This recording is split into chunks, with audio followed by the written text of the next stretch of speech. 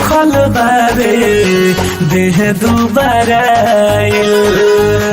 ठीक समय पाबारू हमसे भेटाइल। अरे क्या समस्या है बताओ? मोह तहर सूखल बारे देह दुबारा ठीक समय पाबारू हमसे भेटाइल। अरे जोनी परेशान तू हो खफल झड़ी बाबे गारंटी फरक तहरा परी देतानी नोच के तू बांध लो न जड़ी लीहो फर्नीचर के तकिया तो धरी देतानी नोच के तू बांध लो न जड़ी।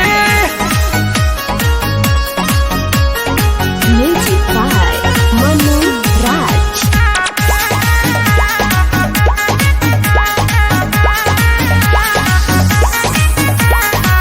देहिया मोट होई ऐसन सपोर्ट होई सारा खत्म तारा भीतर के चोट होई तारा रे सब दुख दूर हो जाई।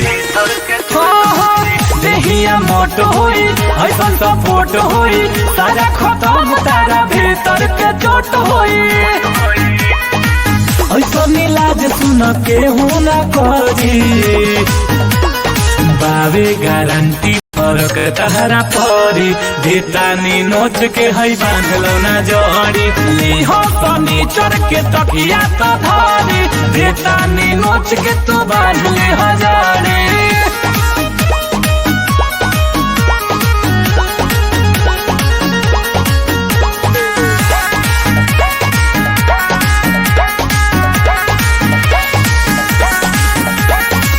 लागत लाचार बारू भइल बेमार बारू राइटर मिथिले से कहिले का प्यार बारू हमरा शौक लागता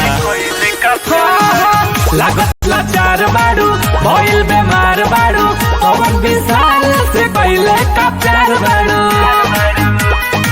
राहो विकास सब दुख ली हरी बाबे गारंटी फरक तहरा परी देतानी नोच के है बांधल तू जड़ी लीहो फर्नीचर के तकिया तो धरी देतानी नोच के तू बांधल न जड़ी।